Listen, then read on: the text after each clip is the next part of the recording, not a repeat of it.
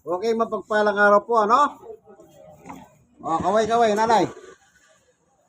Oh, nanay. Kaway. Ayan. Ah, yan. Sister, oh. Para makita nila.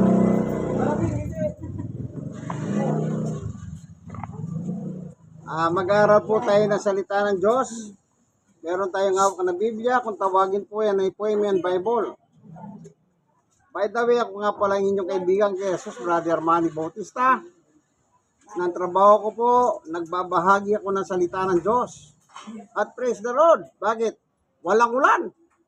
Kasi kung umuulan, medyo mahirap. Nasa kalsada tayo. Maginoo Street po ito, Barangay 104. Sony District 1, Tondo, Manila. Merong mababasa po sa Biblia. Ganito pero bago tayo papalaot sa pag-aaral, tayo muna ay mananalangin. Panginoon Diyos, aming Ama, minsan pa, samahan mo po kami sa aming pagbubulay ng iyong salita. Buksan po ang mga puso at kaisipan ng bawat isa upang sa ganong pagkinabangan namin ng iyong turo at aral. Salamat po sa ngalan ni Jesus. Amen. Sabi ni Propeta Ezekiel dito sa 33:14 ng Ezekiel, tungkol sa masama. Tungkol sa masama. Nasa Biblia pala yan. O sino masama? Tayong lahat. Wala tayong tinuturo kung sino masama. Tayong lahat masama tayo. Okay?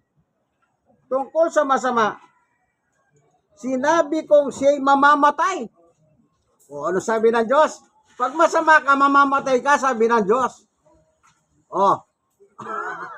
Natural. Yung gumawa ng masama, ang katumbas niyang kamatayan. Tandaan niyo po. Tingnan naman natin yung sulat ni Pablo. Dito sa Roma chapter 5, verse 12. Tingnan niyo po ang salita ni Pablo. Ang kasalanan ay pumasok sa sanlibutan sa pamamagitan ng isang tao. At ang kamatayan ay pumasok sa pamamagitan ng kasalanan. Nang dahil po sa kasalanan, may kamatayan. Tama yung sabi ni Ezekiel. Yung masama, ano sabi niya? Mamamatay. Pero, bakit tayo buhay? Yun ang tanong. Kailan tayo nagkasala, sabi ni Pablo? Di patay na tayo. Bakit tayo buhay? Ang sinasabi ni Pablo, patay po tayo sa espiritu. Death in spirit. Kasi po, meron tayong espiritu. Tingnan muna natin yung Isaiah. Chapter 59. Ang sabi po ni Isaiah 59:2, ang masama ninyong gawa ang dahilan ng pagkawalay ninyo sa Diyos. Ito po yung spiritual death. Yung pagkawalay sa Diyos dahil sa gawa nating masama. Para ganito, may ventilador ka, pag isasaksak mo sa female plug, andar, di po ba, magbibigay siya ng hangin. Pag bunutin mo yung male plug sa female plug, mamamatay ang ventilador. Ganon po tayo. Ito sinasabi ng Biblia. Kaya ginamit kong halimbawa yun para mas lalo natin maintindihan. Kapag po tayo ay nasa masamang kalagayan, iwalay po tayo sa Diyos. Ibig sabihin, absent ang Diyos sa gawa ng masama. Ngayon, kung sasabihin mo namang ikaw ay walang kasalanan, o sinong walang kasalanan, magtaas nga ng kamay. Sinong walang kasalanan? Ito, meron tayong babasahin Ang sabi po ni ng kasulatan sa unang 1, ito, unang 1:8. Kung sinasabi natin tayo walang kasalanan, dinadaya natin ang ating sarili at wala sa atin ang salita ng Diyos. Verse 10, kung sinasabi natin hindi tayo nagkasala, ginagawa natin sinungaling ang Diyos at wala sa atin ang kanyang salita. Kita nyo? Sino man magsabi? Kaya ang tanong ko, sino bang walang kasalanan eh?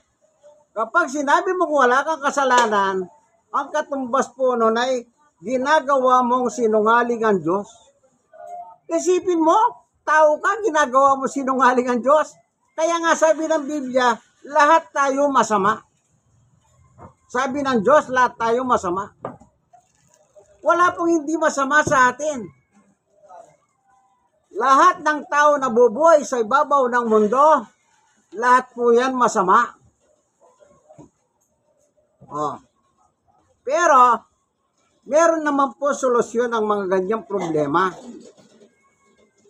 Okay, di makasalanan tayo. Tanggapin nyo po yan. Kasi kung di nyo tatanggapin na wala kayong kasalanan, napakahirap po yan. Kasi magiging kagaya ka ng Diyos. Kagaya ka ng Diyos. Pag sinabi mong wala kang kasalanan. Sinabi na nga ng Diyos may kasalanan ka, pagkatapos sasabihin mo wala kang kasalanan. Sino ka? E baka pagdating ng araw, sasambay ka nila lang. So, nagkasala po tayo sa Diyos. Anong dahilan? Bakit tayo nagkasala? Tingnan nga natin itong sa sulat pa ni Juan. Anong sabi niya? Sa unang 1 chapter 5. Ganito. 3. Sapagkat ang tunay na pag-ibig ng Diyos ay pagtupad sa kanyang mga utos. Yan. Pagtupad. Dahil sa hindi po natin tinutupad ang utos ng Diyos, yan po yung naging kasalanan. Naalala nyo ba yung unang tao, si Adan at Eva? Yan ang naging kasalanan nila sa Diyos. Yung sinabi ng Diyos, lahat ng bungang punong kahoy ng alamanan sa gitna ng garden, Adan at Eva, pwede ninyong kainin. Pwede ninyong kainin. Liban lang doon sa isa. Kung alin pa yung pinagbawal ng Diyos, yung pang kinain ni Eva at binigyan si Adan. Kaya sila nagkasala. Yung utos ng Diyos. Kaya kapag hindi nyo po susundin ang utos ng Diyos ay kasalanan. Ayon sa Biblia. Napakaliwanag po, ano? Ang hindi po pagsunod. Ulitin na naman natin. Sino nakakaalam ng kantang Ama Namin o panalangin ng Ama Namin? Sino nakakaalam?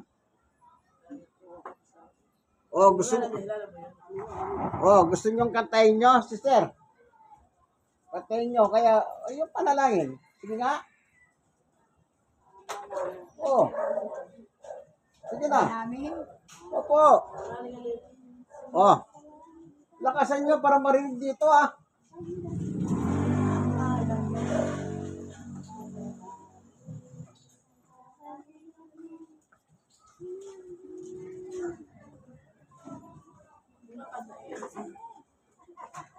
walang marinig sa yan sa video di ba na?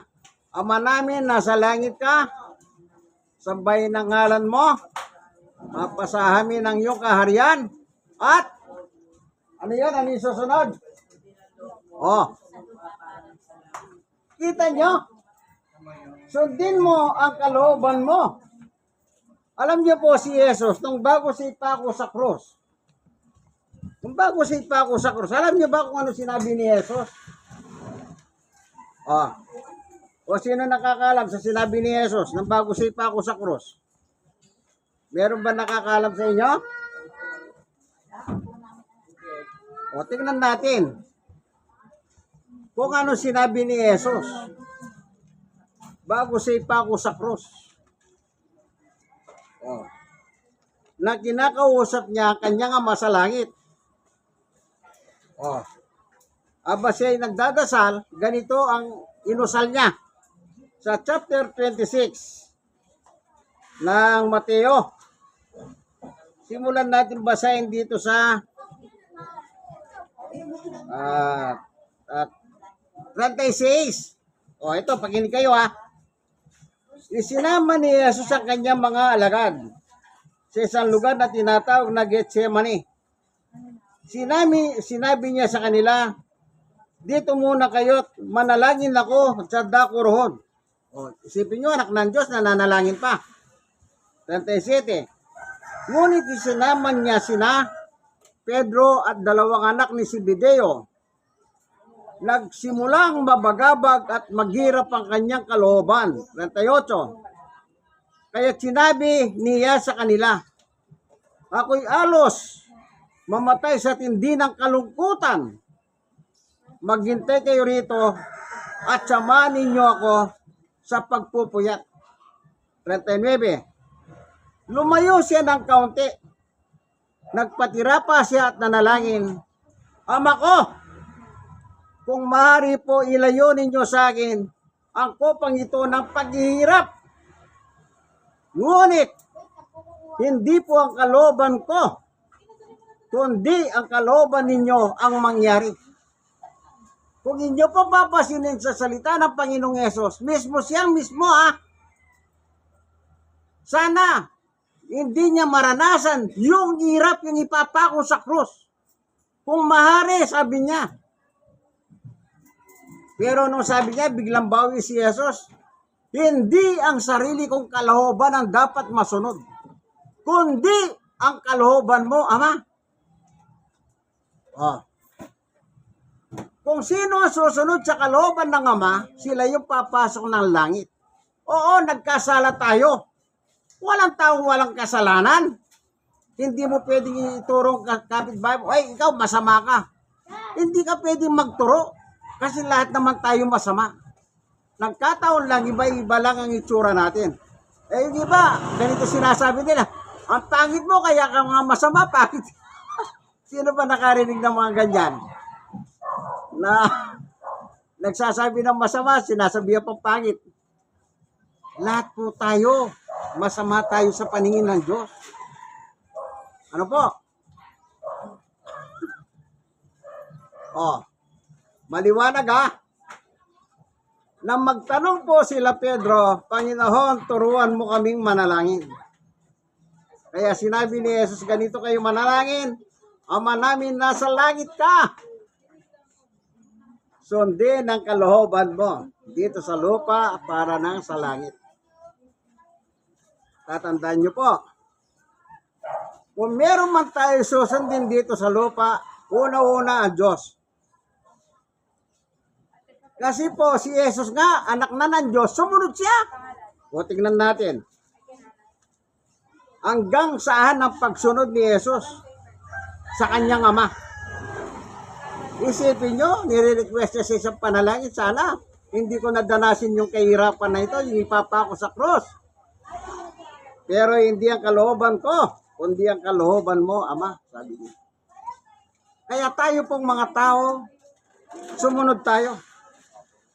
Ayon kay Apostol Pablo, dito po sa libro ng Pilipos, tingnan ninyo ang pagsunod ni Jesus. Hanggang saan?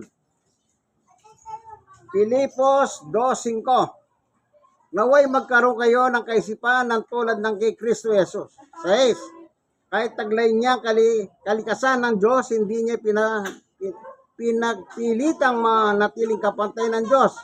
7. Sa halip po sa niyang binitiwan ng pagiging kapantay ng Diyos at nabuhay na isang alipin, ipinanak siya bilang tao. 8. Nagpakumbaba siya. Sipin nyo, anak na ng Diyos, nagpakumbaba pa? O baka naman mayroong mapagmata sa inyo rito. Sino mapagmata sa inyo? Taas nga kamay? Ala, very good, praise God. Maging, ito, 8 nagpakumbaba siya at naging masunurin hanggang kamatayan, maging ito man ay kamatayan sa krus. Kita niyo ang pagsunod ng Panginoong Yesus. Hanggang kamatayan sa krus. Dapat tayo ganun din. Tingnan nyo, sabi ni Apostol Pablo. Si Pablo po, dati siyang hindi apostol. Pero nung makonvert po siya ni Jesus sa journey to Damascus, na ginawa siyang apostol at mangangaral, anong sabi ni Pablo? Unang Korinto 11:1. Tularan ninyo ko gaya ng pagtulad ko kay Kristo. Si Kristo po namatay sa krus dahil sa pagtupad niya sa kanyang ama. Si Pablo po namatay din sa krus dahil sa pagtupad niya sa kalooban ni Jesus. Kita nyo po? Hindi nila inalintana ang kamatayan. Kahit kamatayan pa yan. Ang mahalaga sa kanila, masunod yung kalooban ng Diyos. Si Jesus sumunod sa kalooban ng Diyos. Si Pablo sumunod sa kalooban ni Jesus. Tayo kaya, kanino tayo susunod? Sabi ni Pablo, tularan nyo ko gaya ng pagtulad ko kay Kristo. Dapat yan tayo, ganyan tayo. Maging masunurin tayo, kagaya ni Pablo. Bago naging Pablo yan, Saulo muna ang pangalan niya. No, Saulo ang pangalan ni Pablo. Siya ay isang mamamatay tao. Pero nung makonvert na po siya sa Christianity, ang pangalan niya ay Pablo. Purihin ang Panginoon. Kaya tatandaan nyo ha. Para tayo makarating ng langit. Tatanong ko ha. Sino pa gusto makarating ng langit? Nga, nasa kamay. Ayun po. Bakit to? Nagtatanong pa lang ako. Suwa.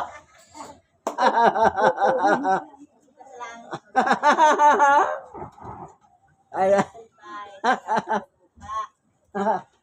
Naturalmente, hindi ka na makakapunta sa langit kung hindi ka mamamatay. Pero, mas maganda, bago ka mamatay, sumunod na tayo. Kagaya ni Jesus, sumunod siya. Di po ba napakaganda? Ang layunin ng Diyos talaga sa atin ay maging masunurin tayo. Yan ang totoo, maging masunurin tayo. Wala pong hangad ng Diyos sa atin na masama. Kahit na gumagawa ka ng masama, mahal ka pa rin ng Diyos eh. Yung lahat ng gumagawa ng masama, mahal ng Diyos. Yung gumagawa ng mabuti, mahal din ng Diyos. Kasi nga, pare-pareho ang pagtingin ng Diyos sa mga tao. Hindi niya titignan, ikaw, anong napakasama mo? Walang ganyanan. Basta sa Diyos, lahat tayo ay pantay-pantay. Ito, 1:3:16. Sapagkat kayo na lamang ang pag-ibig ng Diyos sa sangkatauhan. Kaya binigay niya ang kanyang kaisa-isang anak na si Jesus. Upang sino man sumampalataya kay Jesus ay hindi mapahamak sa impyerno, kundi magkaroon ng buhay na walang hanggan sa piling ng Diyos. Anong gagawin natin?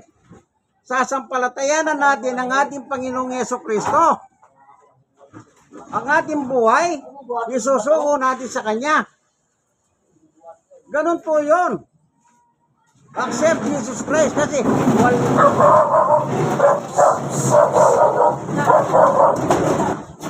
wala kasi makapagliligtas sa atin, wala makapagdadala sa atin sa langit, kundi ang ating Panginoong Jesucristo lamang. 1:14-6. Ano sabi ni Jesus? Ako ang daan ng katotohanan at ang buhay. Walang makakarating sa aking Ama sa langit kundi sa pamamagitan ko. Kaya anong dapat natin gawin? Isuko ang buhay kay Jesus. Tatanong ako ha. Kayo ba? Gusto niyo nang isuko ang buhay niyo kay Jesus o matagal niyo na sinuko? Ano? Yan, matagal na daw ang sagot nila. Praise the Lord. Kailangan wag mawala yan. Kasi may tendency, alam niyo ba si Pedro sa history? Apostol na pero lumayas pa eh. Nag-backslide pa siya. Oh. Tayo pa kaya, hindi naman tayo apostol? Ang hindi magbabackslide. O siya nga, alagad na ni Jesus. Tumalikot pa kay Jesus eh. Ano sabi ni Pedro? Alika na, balik na tayo, mangingisda na lang tayo. Oh. Yan ang magpakita si Jesus. Ano sabi ni Pedro? Sabay lapit kay Jesus lumod, hindi po ako karapat-dapat. Kita nyo? At least meron siyang acceptance sa kanyang puso. Oh. Meron siyang acceptance sa puso. Dapat ganun din po tayo. May acceptance din po tayo. Tayo po yung makasalanan. Hindi natin pwedeng ituro yung kapitbahay natin. Ayan, masama yan. Bakit? Ano ka? Iwasan nyo po. Pag nagturo kayo ganito, masama tayo. Yung isa nakaturo sa iyo, yung isa nakaturo sa isa. Hindi yung, hoy, masama ka. Mali yan. Masama ka. Pero nakaturo yung isa sa sarili mo.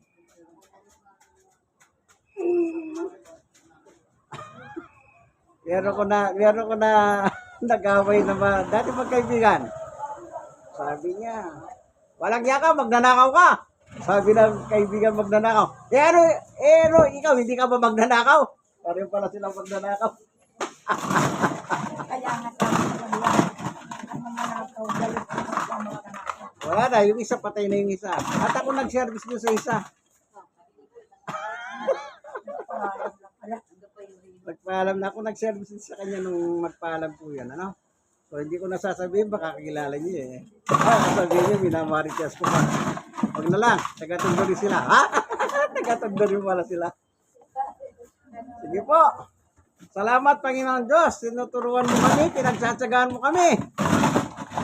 Para matuto kami sa iyong sariling aral. Sapagkat ang aral mo ang magdadala sa amin sa kaligtasan. Salamat po sa ngalan ni Jesus. Amen.